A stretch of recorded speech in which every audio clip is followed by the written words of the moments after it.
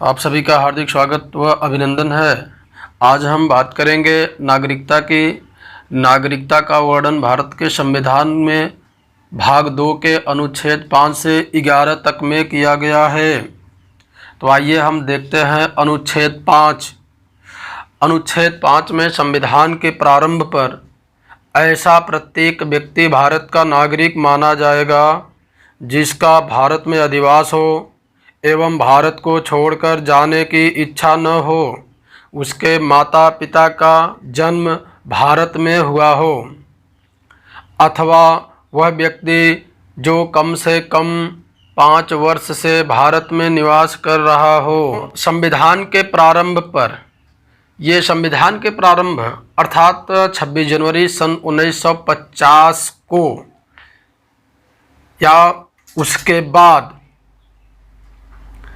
ऐसा प्रत्येक व्यक्ति जो भारत में निवास कर रहा है भारत का नागरिक माना जाएगा जिसका भारत में अधिवास हो, यानी अधिवास का मतलब जो भारत में अस्थायी रूप से निवास कर रहा हो और भविष्य में भारत को छोड़कर जाने की इच्छा न हो,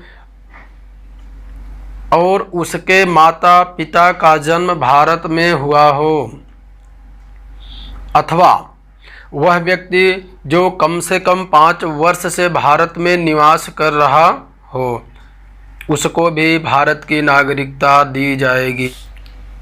अनुच्छेद 6। अनुच्छेद 6 में पाकिस्तान से आने वालों की नागरिकता का वर्णन किया गया है। अनुच्छेद 6 के पैरा 1 में पाकिस्तान से भारत आने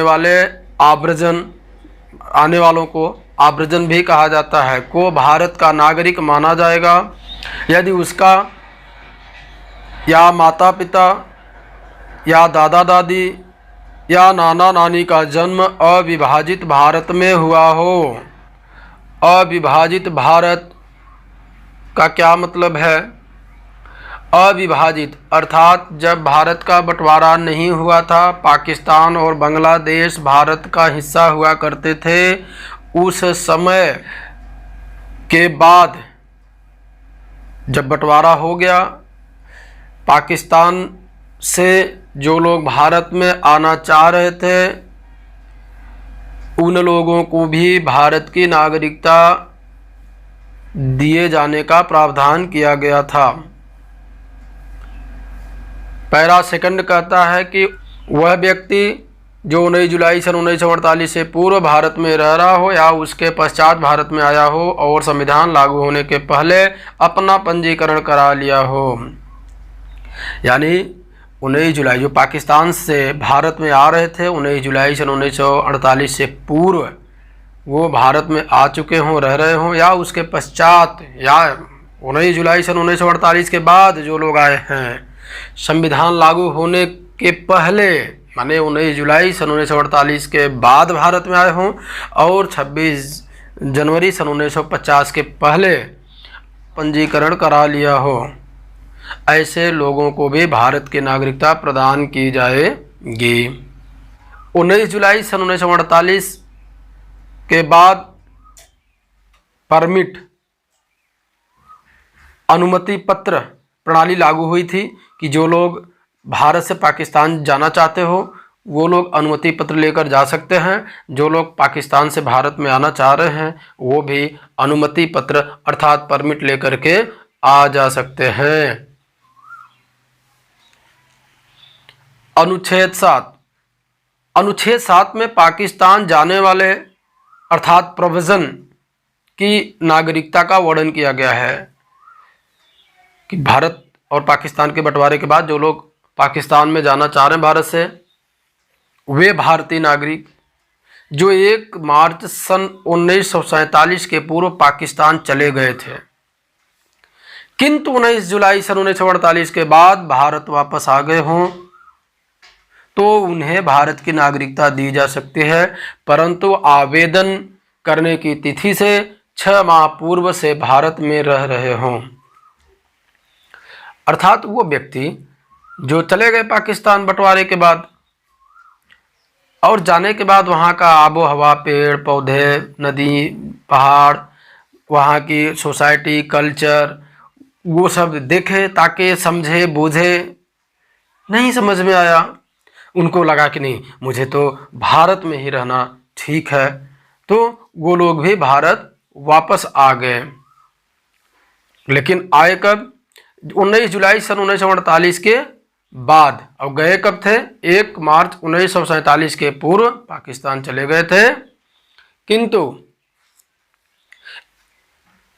1 मार्च 1947 के पूर्व जो पाकिस्तान चले गए हों, किंतु 19 जुलाई सन 1948 के बाद भारत वापस आ गए हों, तो उन्हें भारत की नागरिकता दी जा सकती है, परंतु आवेदन करने की तिथि से 6 माह पूर्व से भारत में रह रहे हों। खुफिया एजेंसी द्वारा आपके रहन सहन, चाल चरित्र आदि पर रिपोर्ट मंगाई जाएगी, और 6 महीने में आप यदि रह रहे हैं भारत के साथ, किसी आपराधिक गतिविधि में नहीं लिप्त है, तो आपको भारत की नागरिकता प्रदान कर दी जाएगी। नेक्स्ट, अनुच्छेद 8। अनुच्छेद 8 में भारतीय मूल के लोगों की नागरिकता का वर्णन किया गया है। यदि कोई व्यक्ति स्वयं, उसके माता पिता, दादा दादी या नाना नानी में से कोई भारत में जन्म लिया हो, उसे भारत का नागरिक समझा जाएगा, परंतु आवेदन के माध्यम से अपना पंजीकरण करा लिया हो। भारतीय मूल, ये भारतीय मूल क्या होता है? ये जो भारतीय मूल है मित्रों, अर्थात मूल, जड़, वह व्यक्ति जो विदेश में रह रहा हो और उसके माता पिता, दादा दादी, नाना नानी में से कोई एक भारत में जन्म लिया हो, तो उसे भी भारत का नागरिक समझा जाएगा, परंतु पंजीकरण करा लिया हो। क्योंकि तमाम लोग विदेशों में तमाम तरह के नौकरी पेशे और बिजनेस व्यवसाय या अच्छे जीवन के लिए तलाश में चले जाते हैं, लेकिन उन्हें पता चला कि मेरे जो पूर्वज थे वो भारत के थे और वो भारत की नागरिकता लेना चाहते हैं, तो उनको भी भारत की नागरिकता प्रदान की जाएगी। अनुच्छेद 9। विदेशी नागरिकता की प्राप्ति पर भारतीय नागरिकता का क्या होगा? यदि कोई भारत का नागरिक जो नौकरी पेशा आदि व बेहतर जीवन की तलाश के सिलसिले में विदेश की नागरिकता ग्रहण कर लिया हो, उसकी भारतीय नागरिकता समाप्त कर दी जाएगी, क्योंकि भारत में दोहरी नागरिकता का प्रावधान नहीं है। यानी एक समय में कोई व्यक्ति एक समय में 2 देशों का नागरिक नहीं हो सकता। ब्रिटेन की तरह हमारे देश में भी एकहरी नागरिकता, एकल नागरिकता का प्रावधान किया गया है। इसलिए कोई व्यक्ति यदि नौकरी पेशा या बेहतर जीवन की तलाश में किसी देश में चला जाता है, निवास करने लग जाता है और वहाँ की नागरिकता ग्रहण कर लिया हो, जैसे ही वहाँ की नागरिकता ग्रहण करने का पता भारत सरकार को चलता है, वैसे ही भारत सरकार द्वारा उस व्यक्ति की नागरिकता समाप्त कर दी जाती है। अनुच्छेद 10। अनुच्छेद 10 में सरकार द्वारा भारतीय नागरिकता छीन लेने का प्रावधान किया गया है। इस अनुच्छेद के अंतर्गत किसी भारतीय व्यक्ति की नागरिकता संसदीय विधि द्वारा छीनी जा सकती है। यदि कोई व्यक्ति गलत व कूटरचित दस्तावेज से पंजीकरण के द्वारा नागरिकता प्राप्त कर लिया है, यानी पंजीकरण के दौरान जो आप दस्तावेज लगा रहे थे उसमें कोई गलत है, कोई त्रुटि है, कूटरचित है वो, और जांच में ये पता चलता है कि ये लगाए गए दस्तावेज अवैध है, तो भारत सरकार उस व्यक्ति की नागरिकता छीन लेगी।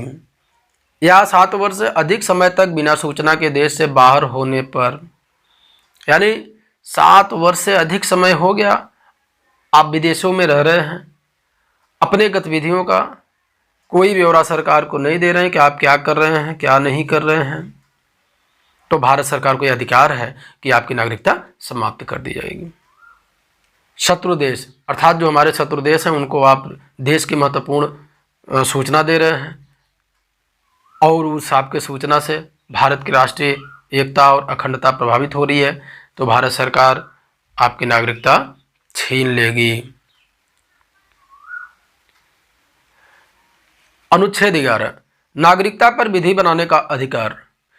नागरिकता से संबंधित विधि बनाने यानी कानून बनाने व संशोधन करने की शक्ति केवल संसद में निहित है। यानी राज्यों के पास नागरिकता से संबंधित कानून बनाने का कोई अधिकार नहीं है। जब भी नागरिकता में संशोधन की बात होगी, नागरिकता पर कोई नया कानून बनाने की बात होगी, तो वह शक्ति केवल भारत सरकार के संसद में ही निहित है। संसद ही निर्णय लेगा कि कैसा संशोधन होना है या किस तरह का कानून बनाने की आवश्यकता है। भारत के जो अन्य राज्य हैं उन राज्यों के विधानसभाओं में नागरिकता से संबंधित कानून बनाने का कोई अधिकार नहीं है। अब देखते हैं दोहरी नागरिकता का प्रावधान। सन 2003 में एल.एम. सिंघवी की समिति की सिफारिश पर संसद ने दोहरी नागरिकता से संबंधित एक विधेयक पास किया। इसके द्वारा विदेशों में बसे भारतीय मूल के लोगों को सीमित नागरिकता प्रदान की गई, जिसे सामान्यतः दोहरी नागरिकता कहा गया। सीमित नागरिकता के अंतर्गत सामाजिक, आर्थिक, धार्मिक व शैक्षिक अधिकार दिए गए। अर्थात एल.एम. सिंघवी ने अपनी कमेटी के द्वारा भारत सरकार को सिफारिश किया कि जो भारतीय मूल के प्रवासी लोग हैं, जो अन्य देशों में नौकरी, पेशा, धंधा, बिजनेस या बेहतर जीवन के लिए गए हैं, यदि वो भारत आते हैं तो उनको वीज़ा की ज़रूरत नहीं होगी और वो भारत आ सकते हैं। भारत की सामाजिक गतिविधियों में भाग ले सकते हैं, आर्थिक गतिविधियों अर्थात अपने वस्तुओं को वो बेच सकते हैं, खरीद सकते हैं, धंधा, बिजनेस, व्यापार कर सकते हैं, धार्मिक गतिविधियों में भाग ले सकते हैं, शैक्षिक अधिकार यानी कि यहाँ के शिक्षण संस्थाओं में दाखिला ले सकते हैं और वो पढ़ाई कर सकते हैं। परंतु वैधानिक पद है उसके लिए वो एप्लीकेबल नहीं होंगे, उसके लिए आवेदन नहीं कर सकते। और ये सब करने के लिए उनके पास वीज़ा के स्थान पर एक PIO कार्ड जारी किया जाएगा, person of the Indian origin. PIO का full form person of the Indian origin, यानी जो भारत के मूल के नागरिक हैं वो भारत में आएंगे, घूमेंगे, फिरेंगे, रहेंगे, लेकिन 6 महीने तक, यदि 6 महीने से अधिक समय तक वो भारत में निवास करते हैं तो उनको वहाँ की जो लोकल बॉडी है उसको जा कर के सूचना देना होगा, रजिस्ट्रेशन कराना होगा कि भाई हमें कुछ और समय दिया जाए। और PIO के अंतर्गत किन किन देशों के नागरिकों को शामिल किया गया, वो 16 देश थे जिसको इसमें शामिल किया गया था। वो लंबी लिस्ट है। अमेरिका, ब्रिटेन, स्विट्जरलैंड, नीदरलैंड, पुर्तगाल, फ्रांस, स्वीडन, न्यूजीलैंड, यूनान, ऑस्ट्रेलिया, इटली, फिनलैंड, आयरलैंड आदि देशों। यानी इस देश के प्रवासी भारतीयों के पास यदि PIO कार्ड है तो उनको वीज़ा की आवश्यकता नहीं होगी, परंतु इन्हें संवैधानिक अधिकार नहीं होंगे। शैक्षिक, आर्थिक, धार्मिक गतिविधियों में भाग लेने का अधिकार होगा। यहीं से 9 जनवरी को प्रवासी भारतीय दिवस मनाने की शुरुआत की गई। तो मित्रों, ये रहा 5 से 11 तक के अनुच्छेद में नागरिकता से संबंधित दिए गए अधिकार।